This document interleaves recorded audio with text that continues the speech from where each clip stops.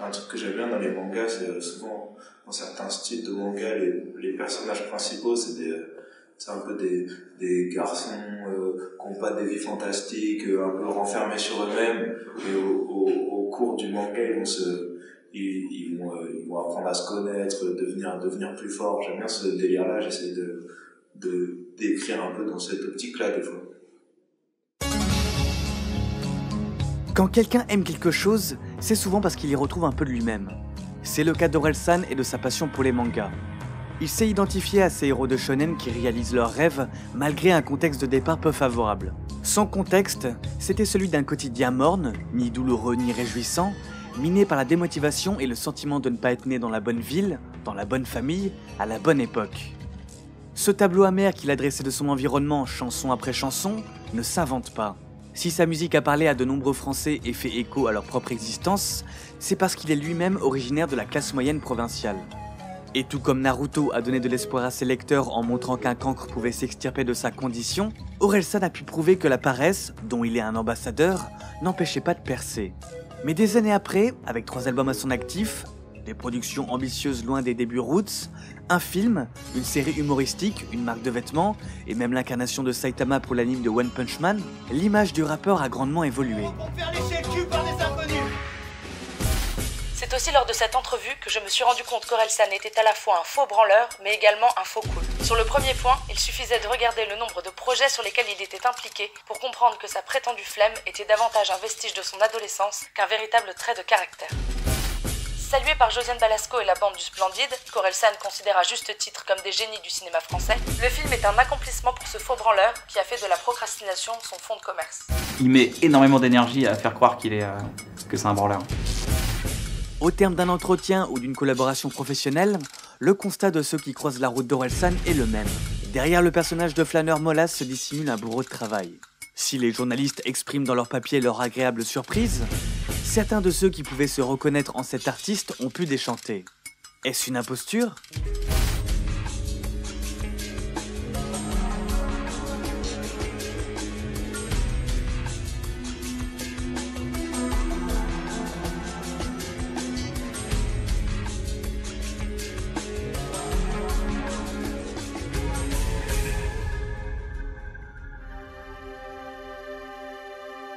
Ce n'est pas sans rappeler ce qu'ont ressenti des millions de personnes qui ont suivi les aventures de Naruto jusqu'au bout.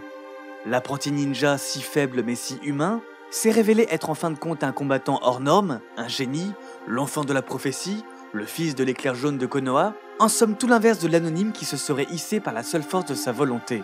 En gros, tout ce que Naruto a accompli jusqu'ici a été prédéterminé il y a des siècles parce que 2 connards de demi-dieux qu'on connaît pas et dont on en a rien à foutre se sont foutus sur la gueule. Si tu as grandi avec Naruto et que son message a une quelconque influence sur ta vie, tu t'es juste fait bien niquer. Oui, toi aussi t'as cru qu'avec tes efforts tu pouvais arriver à tout ce que tu veux. Eh ben non en fait, tout est écrit à l'avance et t'y peux rien, pauvre connard.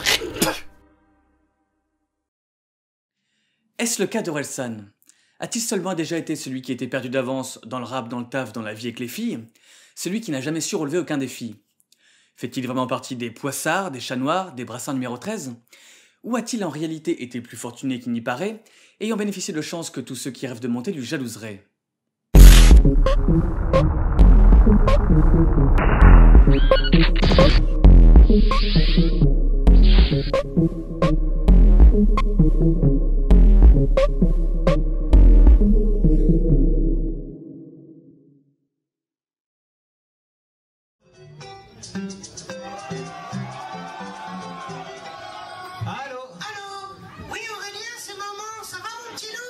Ça va maman, tu vas bien? Oui, je t'appelle parce qu'avec ton père on s'inquiète, parce que ta musique c'est bien, mais bon, faudrait peut-être que tu trouves du travail quand même. Bah justement là maman, je peux pas te parler, je suis en concert, je suis à la Boule Noire. Non mais depuis le temps que tu nous dis que tu fais des concerts, on les a toujours pas vus des concerts.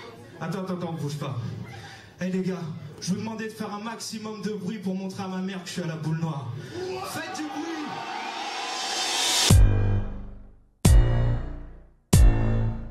Non, ce n'est pas du chiquet. Orelsan embrasse bel et bien le métier de rappeur. La foule en délire en est la preuve. Tu vois maman? Ah d'accord. Et t'es au concert de qui déjà? Les mecs fâcheux sont plus pédés que la moyenne. Les concerts se passent bien. Entre les petites mises en scène comiques, le solo de guitare épique sur Peur de l'échec, la danse de Gringe et Ablaye au refrain de Pour le pire, et l'interlude invitant le public à venir s'affronter sur Street Fighter 2, pas le temps de s'ennuyer. Mais plus la tournée avance, plus le plaisir s'entache de quelques à-côtés contrariants. Depuis mars 2009, les journalistes multiplient les articles autour de Sale pute, un morceau qu'il a publié sur internet 3 ans auparavant, accusé d'inciter à la violence conjugale. Plus qu'un simple débat autour de la liberté d'expression, Orelsan se retrouve empêtré au cœur d'une tempête médiatique, faisant les frais d'une manœuvre ministérielle qui a pour but de légiférer la jungle internet. Les paroles d'Orelsan, de quoi on parle? On parle de ça. L'impact d'une telle instrumentalisation aurait pu se limiter à une vague d'indignation, si d'une part les associations féministes n'étaient pas montées au créneau, et d'une autre si les propriétaires de salles de concert n'avaient pas été menacés de perdre des subventions dans le cas où ils accueilleraient le rappeur chez eux. Résultat, 40 dates annulées, dont les francopholies, et plusieurs procès. Un sombre épisode que les médias ne cesseront de rappeler à l'intéressé même une décennie plus tard. En attendant, passé la joie de vivre de son art, Orelsan pouvait difficilement imaginer pire comme début de carrière. Lui qui voulait qu'on s'intéresse à Perdu d'avance, son premier album tout juste arrivé dans les bacs, le voilà réduit à répondre sans cesse aux mêmes questions concernant une vieille chanson dont il n'est même pas particulièrement fier.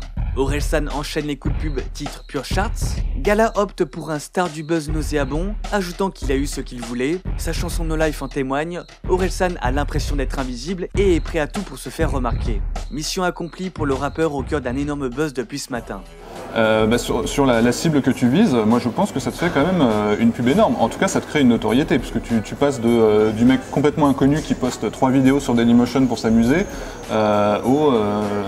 finalement à un mec à qui on donne la parole quand même au grand journal, ce qui est pas rien. Naturellement, en l'ayant découvert avec Sale pute, beaucoup de chroniqueurs rarement connaisseurs en rap pensent qu'il débarque de nulle part. D'autres le prennent pour un opportuniste dénué de talent cherchant la notoriété à tout prix. Il ne s'imagine pas le chemin parcouru pour en arriver là, doit s'irriter Orelsan. Sa carrière s'est mise en branle bien avant tout ce capharnaüm. De toute façon, réussite rime généralement avec suspicion. Une chose est sûre, s'il devait définir les points clés de son ascension, Sale pute n'y figurerait pas. En guise d'introduction, sa rencontre avec Scred serait infiniment plus adaptée. Les initiés le savent, sans lui, les choses auraient pu tourner différemment.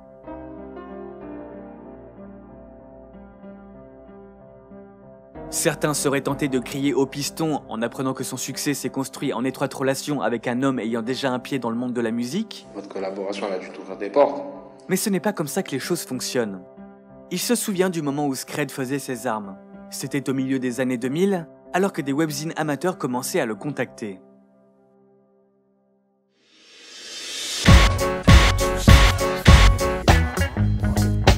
On s'est rencontrés sur MSN.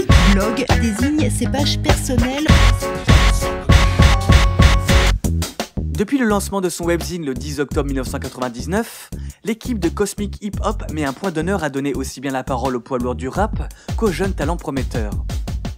Mathieu Le Carpentier en est un de jeunes talents prometteurs. Un beatmaker de 24 ans connu sous le pseudo de Scred. Les cordes sinistres de 2 victimes incoupables rythmées par des sirènes policières, c'est lui. Les synthés martiaux de la S, c'est lui aussi. Le glockenspiel trafiqué de Macadam Philosophie, toujours lui. Si on l'a tant sollicité ces derniers temps, il l'explique dans l'interview, c'est qu'il y a un an, de recommandation en recommandation, ses sons sont parvenus à se frayer un chemin jusqu'aux oreilles du duc, Booba. Et quand c'est le Saddam Haute-Seine qui vous sélectionne pour figurer dans son album, en l'occurrence dans Panthéon, des portes s'ouvrent et des journalistes vous approchent, comme celui de Cosmic Hip Hop. C'est donc l'occasion d'en apprendre plus sur Mathieu, son parcours, ce qui l'a attiré vers la musique, ses influences, avant d'aborder une problématique que rencontrent fréquemment les artistes en plein décollage. Après s'être fait connaître avec un morceau lourd et sombre, tout ce qu'on lui propose, ou presque, c'est de composer des morceaux lourds et sombres.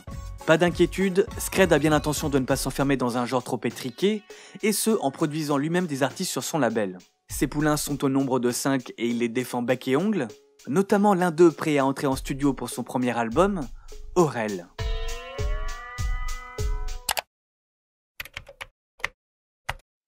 Aurel, inconnu au bataillon. Les chances que parmi la centaine de milliers d'internautes qui visitent le webzine chaque mois, il y en ait un qui soit tombé sur une de ses musiques sont minimes. Pourtant, il en circule bien quelques-unes en ligne, regroupées au sein d'une compilation. Et les rares qui l'ont écouté ne se sentent généralement pas floués, tant la pochette aux dessins puérils et aux images pornographiques annonce la couleur. Bam, moi je savais pas que t'étais gourmande comme ta mère, Poufias. Bam, bam, et la dernière goutte, elle va pas être pour le soncal, elle va être pour ta gueule. Je te prouve mon amour, je m'en bats les couilles. Je me fais wish dans les tulipes. Ma queue après, quand je l'ai sortie de son boule, c'était un Mikado. Fantasy, c'est le nom de la mixtape. Le brailleur en charge des interludes, c'est Claude, un ami de longue date d'Aurel. Ce dernier n'opère pas seul, il forme un duo avec Guillaume, alias Gringe, sous le nom de Casseur-Flotteur. Plutôt que de se donner une image de gangster en prétendant avoir fait de la prison, les deux ont préféré s'assimiler aux cambrioleurs maladroits du film culte Maman j'ai raté l'avion. Rappelez-vous bien de nous, on est les casseurs-flotteurs. Flotteurs ? Ouais, flotteurs, c'est bien ça. La ferme. Mélange de voix lyrique et paroles crues, Fantasy est pour ainsi dire singulier. En longiligne plein d'écho, regarde-moi de face et t'as mes origines, mais c'est vrai que d'un côté j'ai le négro louche. Loufoque. Je vais baiser ta femme, je vais baiser ta femme. Groovy. Yeah. Je m'appelle Aurel, j'ai dit ton crew avec mon microphone. J'adore la police avec des trous dans l'uniforme. Scred était déjà aux manettes de ses expérimentations entre potes. Ils se sont tous rencontrés en l'an 2000, une époque où ceux qui faisaient leurs courses au carrefour de Caen pouvaient apercevoir Aurel en train de caler un Royal Grind au parking du supermarché.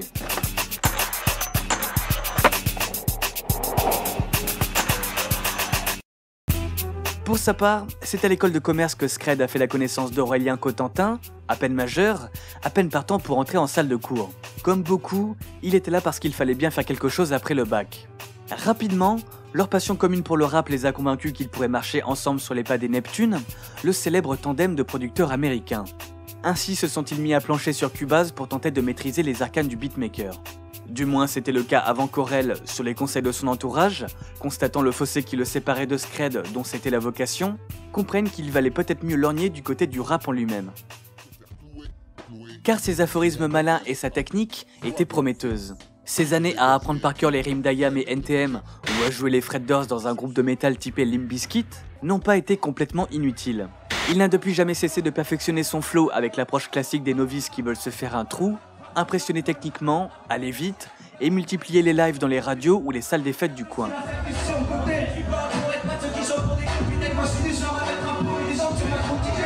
Pour l'accompagner dans ses pérégrinations, Aurel s'est trouvé un acolyte solide dans la personne de Gringe, venu de Cergy, banlieue parisienne, qui fit forte impression auprès de son entourage lorsqu'il montra ses démos cassettes. Aurel étant actif dans le petit milieu du rap à Caen, chroniqueur d'une émission radio locale dédiée, il semblait y avoir peu de chances qu'un talent comme celui-là n'émerge sans que son radar à opportunité s'active. Ce fut le cas avec Gringe, tout comme ce fut le cas avec Scred, qui, depuis, le suit dans toutes ses aventures, Fantasy compris.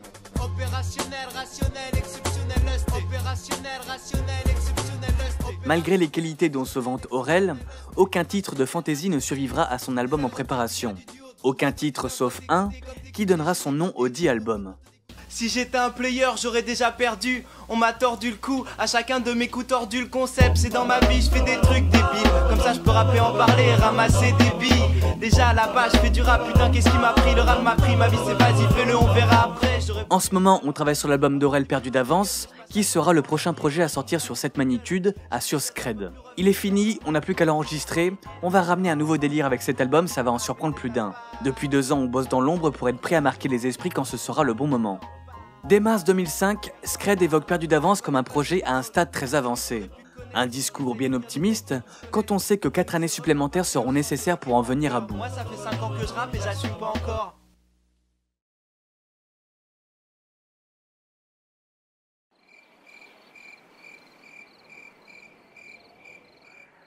D'habitude, le samedi soir, même s'il sait que ça va être naze, qu'il fait la même chose toutes les semaines, il sort quand même à une de ses soirées ratées. Pas le 16 décembre 2006. Il est 2h27 du matin. Son blog n'existe que depuis 4 minutes, qu'il publie déjà un premier article. On a signé un contrat d'édition avec Warner et notre propre label Cette Magnitude. Pourtant, beaucoup d'obstacles viennent s'opposer à ma réussite dans le rap game, Je viens de Caen, Calvados, Normandie. Ma musique ne correspond pas aux tendances actuelles. Mes chansons risquent fortement d'être censurées. Je persiste à faire des instrus qui n'ont pas le niveau. Et tout un tas d'autres conneries qui m'attirent toujours plus vers la défaite. Aurel aime jouer les anti-héros. Il raconte ses aventures sur le net en vidéo. Il est la version humaine de Calimero. Dans un bon shonen, la victoire doit s'obtenir au prix de nombreux obstacles. Sans s'inventer les siens, il est sincère quant à ses doutes, certains commentateurs, à travers un langage caractéristique de l'ère Skyblog, trouvent déjà que le jeune rappeur en fait un peu trop. Mais faut pas exagérer tout de même. Pourquoi as-tu mis dans les obstacles qui viennent s'opposer à ta réussite? Je cite, je viens de Caen, Calvados, Normandie, MDR. Et puis tu sais très bien que ce que tu fais c'est bon, mais tu fais genre, je fais de la merde, je suis un raté, peut-être que je me trompe. Et si c'est le cas, mets-toi au tricot. Tu seras peut-être meilleur.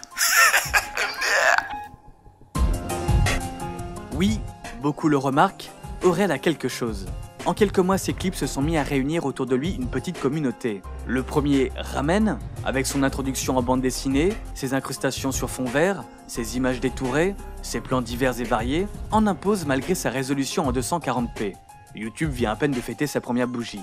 Et la posture je m'en foutiste qu'il adopte arriverait presque à masquer les 8 mois qu'il lui a fallu pour filmer ci et là toutes les scènes et aller monter. Ce ne fut pas de tout repos, mais Aurel apprend. Et l'album dans tout ça, il est plus ou moins mis de côté. En l'état, Aurel ne l'aimait pas plus que ça. L'écriture manquait de maturité, l'ensemble était inégal, et certains textes datés de 2001, ça commençait à remonter. Peut-être qu'il pourrait arriver à en faire une refonte et le sortir d'ici la fin de l'année comme il le dit dans Ramen. Donc envoyez vos dons pour que j'achète un préamble, parce que j'ai fini d'écrire mon album et je voudrais sortir en septembre. Mais c'est encore bien présomptueux. Il en est encore à se demander ce qu'il a à apporter au rap. Le concept c'est dans ma vie je fais des trucs débiles, comme ça je peux rapper en parler et ramasser des billes, chantait-il dans Perdu d'avance. Peut-être que des trucs débiles, il n'en a pas encore fait assez pour noircir son carnet de ses expériences. Heureusement, ses choix de vie vont se charger de lui apporter de la matière. Les études finies, Aurel s'est retrouvé à faire des petits boulots avant de se stabiliser dans un poste de veilleur de nuit à l'hôtel des 4 ans. Qu'est-ce que fait ce bac+5 bon élève dans un 2 étoiles à plier des serviettes? Il pourrait trouver plus stimulant. Est-ce que ce serait prendre le risque de s'impliquer dans un job trop absorbant qui lui ferait oublier ses rêves de gloire? Trop chronophage pour qu'il puisse continuer à travailler sa musique? En tout état de cause, l'avantage d'une telle démarche, consciente ou non, c'est que croupir dans un milieu si peu enthousiasmant inspire le pessimiste qui est en lui. Cette vie qu'il mène de rappeur la petite semaine, où il y a marqué « On clamait profond » entre les lignes de sa fiche de paye, se faire hurler dessus par un gros poisson dans une petite mare sous prétexte qu'il n'y ait pas assez de baguettes, tout cela a du bon. Ce travail le fait vivre la nuit, cet univers parallèle qui peut être si propice à réfléchir, à poser sur le papier ce qui ne pourrait pas voir le jour sous le soleil. Plus simplement, c'est une bonne planque. Pendant 2-3 ans, j'étais veilleur de nuit, donc ça m'a permis d'écrire la nuit, de réfléchir sur moi-même. Et donc voilà, c'est derrière. J'ai fait pas mal de petits boulots, celui-là c'était une bonne planque. Si jamais vous avez un album à préparer, trouver un truc de veilleur de nuit, c'est pas mal.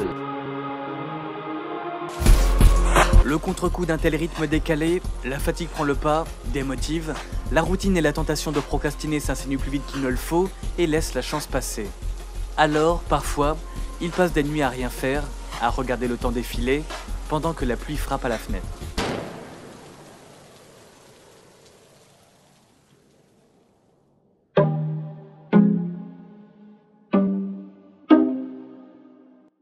Aurel tient malgré tout le coup et investit tout son temps libre à bûcher sur son ordinateur. D'extérieur, il présente tous les signes du glandeur. Sa famille est la première à tomber dans le panneau. Sur internet, la sauce prend lentement mais sûrement, avec l'aide de Scred qui, en plus de le soutenir moralement, de le pousser à structurer son foisonnement d'idées et à penser plus en amont sa stratégie de communication, a de plus en plus la possibilité d'investir des fonds depuis qu'il a signé avec Diams.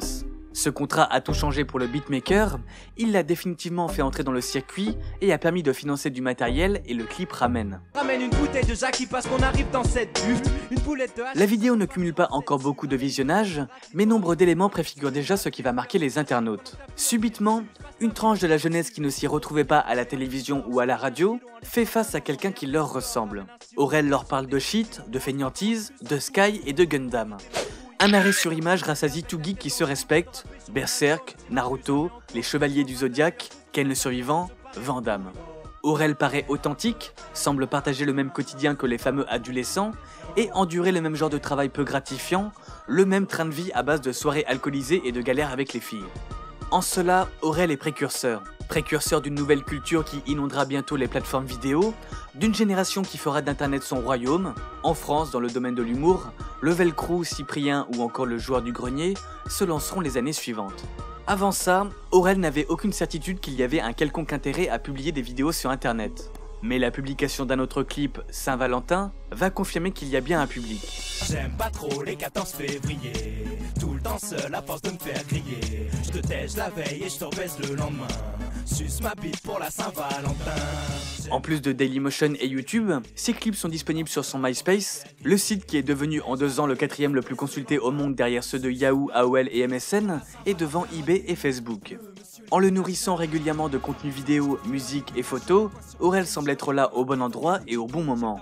Bien qu'il ait écrit que pour nous ça ne s'est pas fait du jour au lendemain, petit à petit on a vu les trucs grossir jusqu'à maintenant avec un taux de visite assez bon et régulier, il reconnaît que c'est aussi une question de chance, grave. Moi je suis tombé au bon moment, je suis arrivé au début de MySpace, si ça se trouve ce sera mort dans 1 an.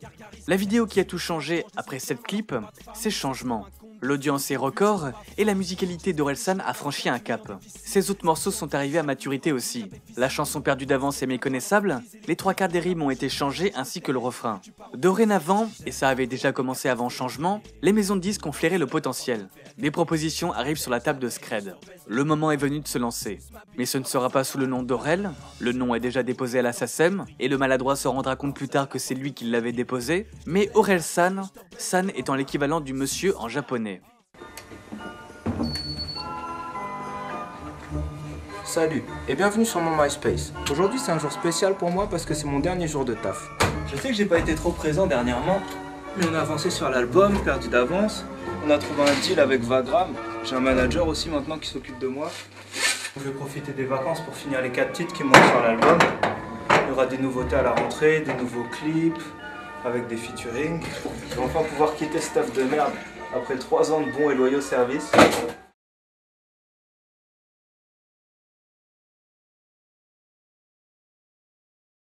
J'aime demander à l'invité que j'accueille quelles sont tes 3 principales qualités. Ah ouais? Ouais. Putain, mes 3 principales qualités, c'est toujours méga prétentieux de parler de ses qualités. Mais il faut savoir se le dire. Ouais, c'est ça. Enfin, comme tout, c'est à double tranchant, mais j'ai tendance à pas lâcher l'affaire.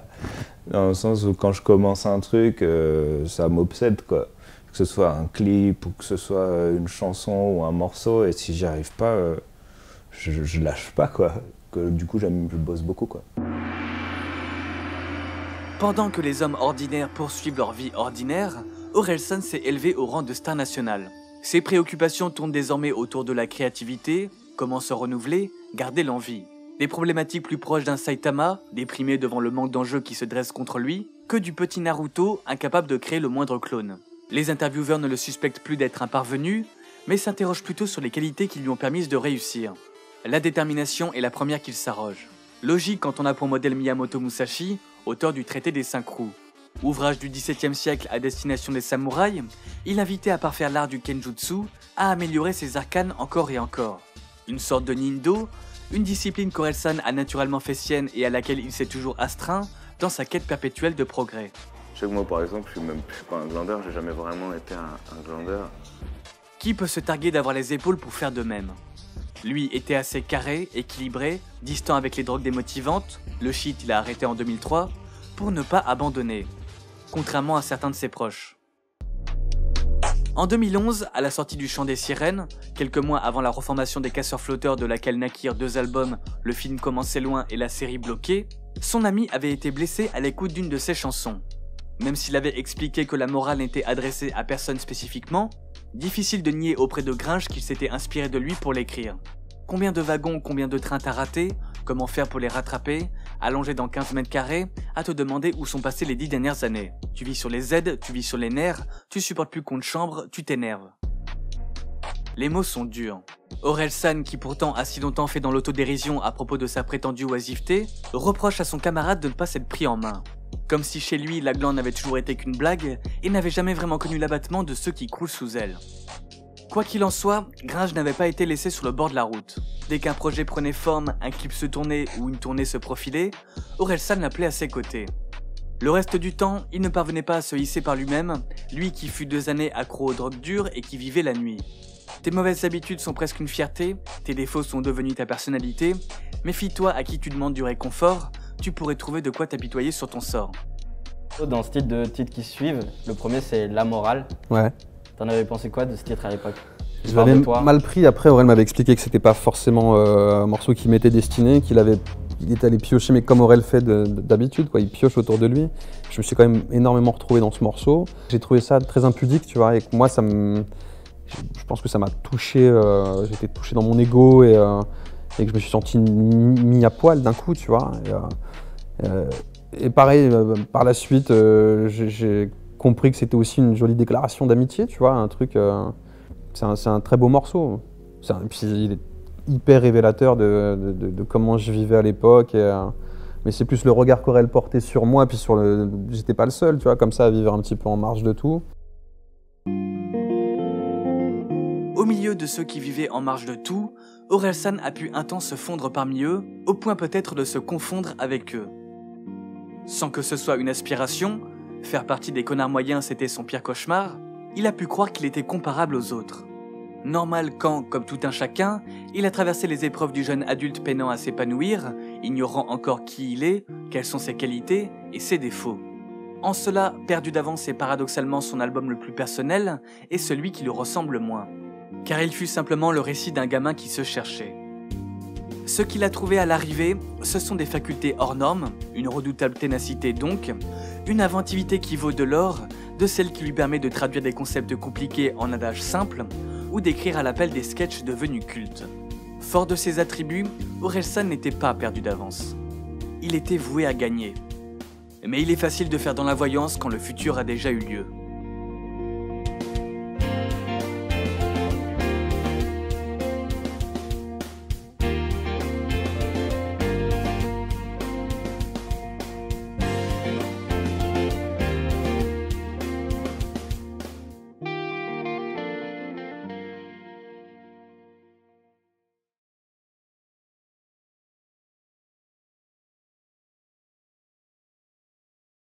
Merci beaucoup d'avoir regardé cette vidéo, j'espère qu'elle vous aura plu.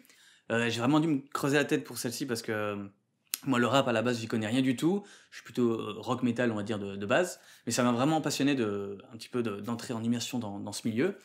En tout cas j'espère pour les initiés que j'ai pas dit d'énormité, vous me direz. En tout cas si elle vous a plu et si vous avez un petit peu d'argent de côté, n'hésitez pas à me laisser un petit pourboire sur ma page Tipeee, c'est ma principale source de revenus et c'est ce qui me permet de continuer de faire des vidéos sur YouTube. Pour terminer, je précise que le 13, 14 et 15 mars, je serai à la Made in Asia à Bruxelles, donc à la convention. Voilà, donc s'il y en a qui sont de passage, je serais ravi de vous y rencontrer et de papoter.